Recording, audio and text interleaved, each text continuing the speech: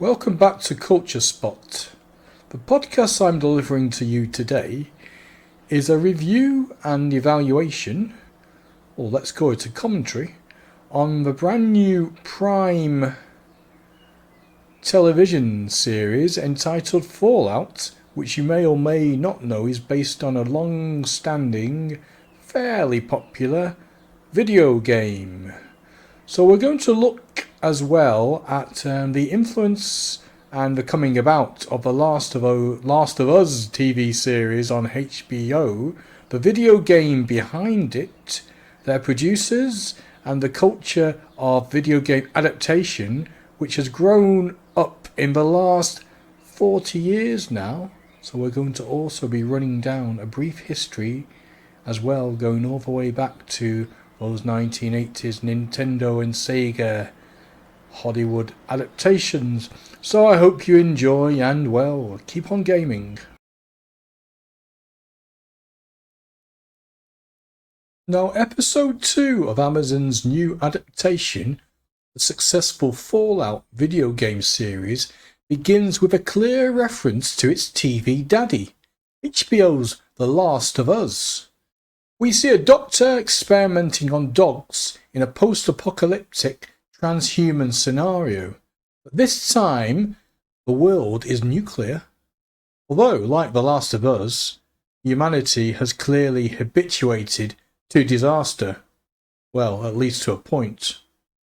So when Jonathan Nolan and the producers, and yes, that's Christopher Nolan's brother responsible for Westworld, cast a youngish British TV actress who we see walking out towards an apocalyptic Santa Monica pier in California, we start to think that this might just be the next Daisy Ridley, who didn't work out so well in the Star Wars reboots, but might just be able to pull off the trick for high-concept streaming TV. Well, when we see the rest of post-nuclear California, it's, to say the least, a zany, humorous world, and the creation of the post-nuclear Wild West seems to be working well in Fallout, just as it should in a successful action video game. Of course, we know that just as The Last of Us wouldn't have existed without Cormac McCarthy's The Road, and well, Fallout is a big budget deal precisely because of the enormous pop cultural hype around the HBO adaptation of Naughty Dog's iconic game. But I believe we're in the fusion of multi-billion-dollar TV and video game culture now. If you were to ask me, the two have become bigger than cinema itself, which is precisely why the Nolan brothers are so closely involved in pushing high-concept TV that took that one step further with Westworld those years ago. Anyway, the bigger theme here that the studio heads may now be realising that fantasy TV could very well supplant cinema, and only the IMAX production of Dune Part 2 will make do. Indeed, I'd argue that Fallout is a better production than Last of Us. First of all, its budget looks bigger because it's employed better to create a unique world rather than another dreary post-apocalyptic nightmare. And secondly, you might argue that Last of Us tells a more powerful story, but Fallout has humour and a multi-stranded narrative rather than the tired staple of the odd couple making a journey through a nightmarish landscape. Okay, Fallout has a bit of that, but you'll see the difference when you inject a little humour into the story, which I think Fallout has done pretty well. Anyway, we'll see how this new Amazon Prime series pans out. For the moment, Fallout is working pretty well as what I describe as a small screen blockbuster. Unlike Last of Us, it's fast-paced, witty, and well cast. In contrast, when I watched the latest season of True Detective over the winter, it made me think of The Last of Us a little too much. There was just too much miserablism on screen. The problem for me with The Last of Us is that the video game was so good, it already provided a very cinematic narrative. That would be for PlayStation 3, 4, and PlayStation 5 gamers. When the TV series arrived, it couldn't really add anything more to the story, and who wouldn't prefer the interactivity of a sophisticated game than just another post-apocalyptic TV vision that in any case wasn't as much fun as the Walking Dead series.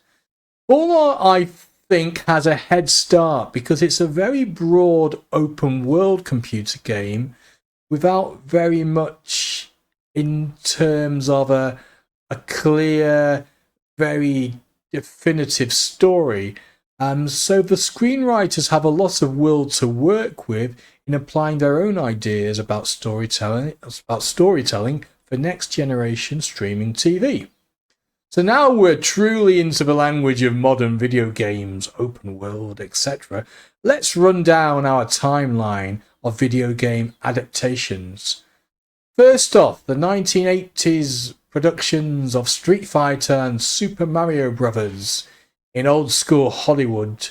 These were jokey movies aimed at kids, broadly based on world famous, mass market, iconic console games that absolutely everybody had heard of. Certainly Nintendo's Super Mario Bros.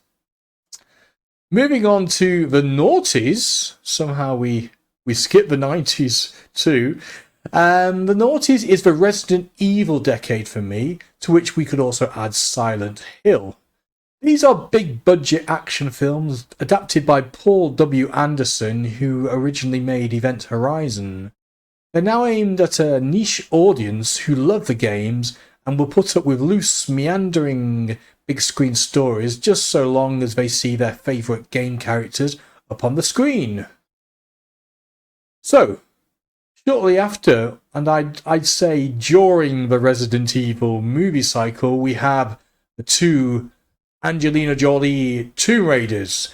Now the games themselves are such enormous brands that only a big blockbuster with a big movie star will suffice. It's to say that Tomb Raider is so iconic culturally that the proposition of a feature film really has to be of blockbuster proportions.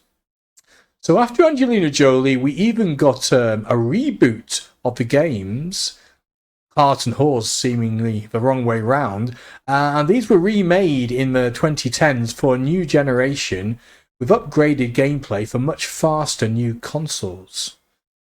However, when the films tried to follow the new games, Alicia Vikander, in spite of her beauty, only got to reboot Lara Croft once, begging the question, do video games belong on the big screen, or might they actually work better on the small screen, particularly in the streaming era? So, this problem of blockbuster game movies was resolved with The Witcher, whereby a big budget video game adaptation came to Netflix specifically to appeal to the big audience generated by the Lord of the Rings and Hobbit movies. In contrast, Naughty Dog, producer of The Last of Us video game, made millions and millions from their Uncharted PlayStation series, a wonderfully successful quartet of adventure games, but the film with Mark Wahlberg and Tom Holland, who was Spider-Man after all, was not a great success by blockbuster standards. So here we're talking about a blockbuster which was available last summer, I believe, if not the summer before, and where The Last of Us 2 also became available on the small screen, and The Last of Us series had enjoyed 10 years of success. So you can see TV and video games kind of fusing over a 10-year period. So my conclusion, The Last of Us was truly the most cinematic of games, part 1 and particularly part 2, which was absolutely endless, a sophisticated dual protagonist epic of a revenge story dealing with all sorts of cultural issues today concerning young people in particular. But so far on TV, it's only proving to be a cult series which is yet to really find a tone and structure that works for a big audience. In contrast, it's interesting to see the extent that its audience may well not have played the games themselves. Fallout 2 could be described as a less well-known video game title, but this time the world of the Fallout games seems to be a great foundation for producing an amusing and inventive original fantasy TV series. So my prediction is that the critical reception of Fallout will overcome the attention paid to The Last of Us. The Last of Us was grave, well, it had gravity, it had a lot of visual style. I felt something was missing, and this series, well, it generated endless negative controversy over its cultural politics and its casting choices. I think we're going to return to this question once I've concluded watching the series of Fallout. I may return to a few other series too, like The Witcher. I'll take in, I think, if possible, the second season of The Rings of Power, the Tolkien origin story on Prime 2, and then I'll reconsider the production of The Last of Us and talk more about why I think HBO and Naughty Dog have gone a little wrong with this series. And for the time being at least, Fallout seems to be the future of video game adaptation. Well, that's me giving an opinion today. It was a shorter one in which I've tried a few new editing techniques, and we'll see what you all think. Hope you enjoyed it. Anyhow, and see you very soon.